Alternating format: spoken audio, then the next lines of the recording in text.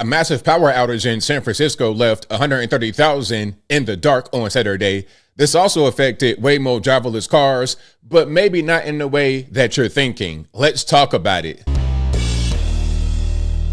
How's everybody doing? My name is Anthony Brian Logan, and today we got to talk about the massive power outage in San Francisco that affected large parts of the city, as you saw from the very beginning. Up to 130,000 people were without power on Saturday. Now, it did not last that long.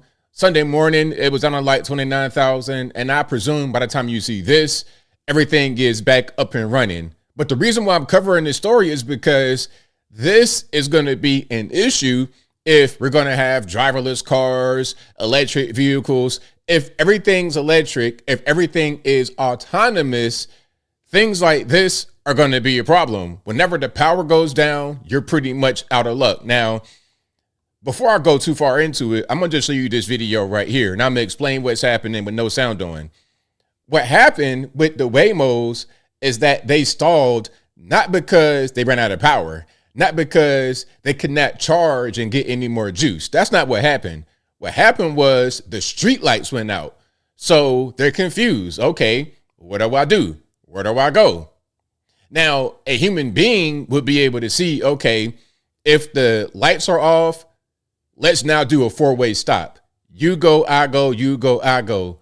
But the driverless car is relying upon the stoplights and the street lights and this and that and the third.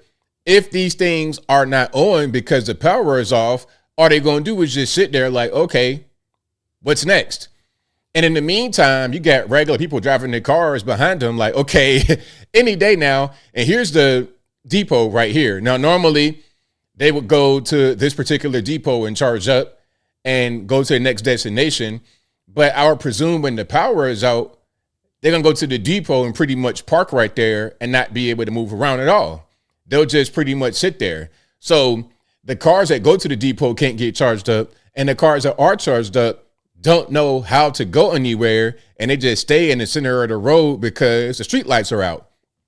Again, you got to have your grid on all the time, and you got to be able to power this grid some kind of way because these EVs are tremendous energy hogs.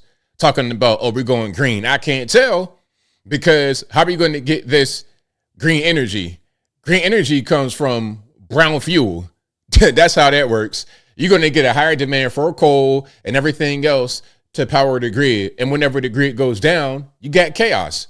Now, let's get to the actual power outage news here. And of course, I will link to everything in the description. If you're on IG, Facebook, etc., visit a link in the bio, go to the corresponding article on the website. But without further ado, let's go ahead and roll it. Breaking news in San Francisco, where more than 100,000 PG&E customers are in the dark as crews struggle to find and fix a massive power outage. Coming as holiday travelers and revelers descend on the city. Here's a look at the PG&E outage map right now. You can see a red section covering what looks to be about a quarter of the city. That includes the Powell and Civic Center BART station. Now, imagine you going to San Francisco for a vacation. I don't know why you wanted to go there for vacation, but let's say you go there for vacation. You want to get into WAYMO. You want to do all this high-tech stuff, and then everything shut down. What are you going to do? You out of luck. Imagine you're in the WAYMO as a power outage happens, and you're stuck right there in traffic. There could be anything going on. You could have homeless dope fiends come up to you. It could be a shootout, all of that, but I digress. All this happening on a very busy weekend for the city, people flocking to the city for last-minute shopping or other holiday events. We are told traffic is one of the many things significantly impacted by this outage. NBC Bay Area's Tom Jensen is live in the city tracking the latest. And Tom, I understand you have news on what caused all this. Good evening. Yes, Garvin, they believe it is linked to a fire here in the Soma 8th and Mission, a PG&E substation. We're hoping to get some definitive answers here. We talked to a PG&E spokesperson just a few minutes ago. She's trying to get some answers as well. Firefighters are still on the scene investigating. However, they do believe that this widespread outage, reported to 130,000 customers at one point, was linked to this fire in the Soma neighborhood. At last report, the company did not have an estimated restoration time. They told us that was still the same just a couple minutes ago. Outages occurred here in the Sunset, Richmond, Presidio, Tenderloin, and the Mission, among other districts. It caused severe transit outages, including complete shutdown of Bart's Powell, Civic Center, and Van Ness stations. Now, think about it. If the power were shut down in a place like the Tenderloin, this is an area where you got a lot of your drug activity, a lot of your criminal activity in general. So just imagine you're in a WAYMO driverless vehicle, which is dependent upon the power being on to fuel itself and to navigate itself. If that's happening and you're in the vehicle, you can mess around and be stranded right there in the center of all the crime and violence and drugs and everything else. And what are you going to do? You can stay in the car, but it could be somebody with some kind of object just tapping on your window. What do? I don't like that. I don't like the ability of my car to just shut down and I can't move it and I'm just stuck, stranded, when I could just drive a regular internal combustion engine vehicle and get up out of there. Spokesperson for San Francisco Fire said, or at least a vehicle that's not driverless. Investigators are trying to determine the cause of the fire after firefighters knocked down the flames a couple of hours ago. Yeah, after 2 p.m. this afternoon, we got a 911 call from employees of PG&E here at 8th and Mission Street for a report of a fire. When our units arrived on scene, we were met by PG&E employees warning us of a fire indoors of their PG&E substation.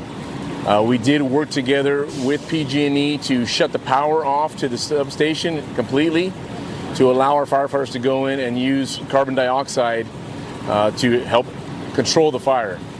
What that did was that helped suppress the fire in the area, and what we're doing now is we're working with PG&E to remove all the smoke and carbon monoxide to allow PG&E employees to go in there and remove some of the items that need to be replaced.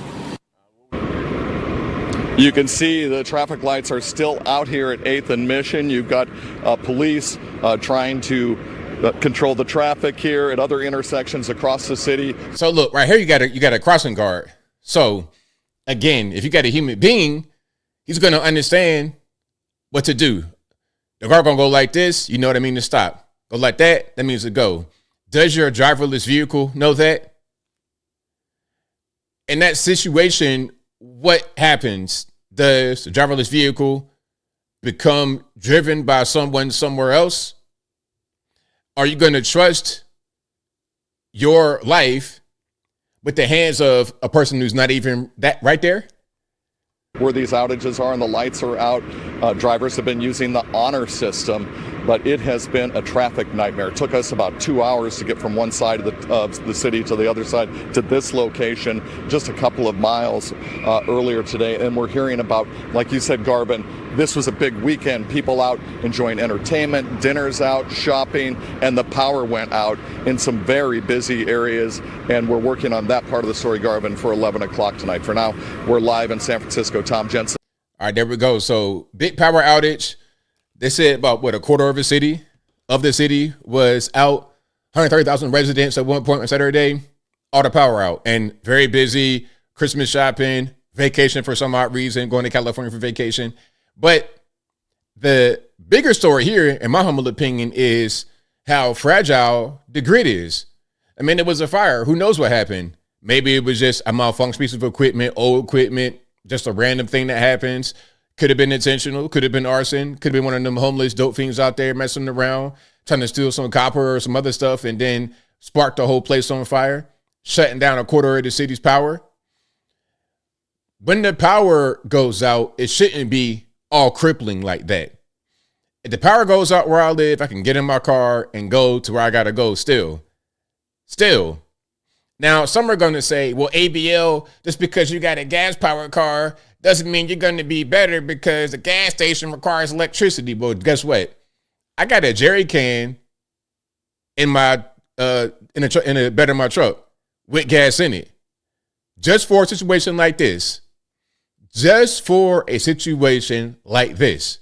So I'm going to be good. I already got gas on my vehicle. I don't really get below a quarter tank anyway. It's usually on full or at least half all the time.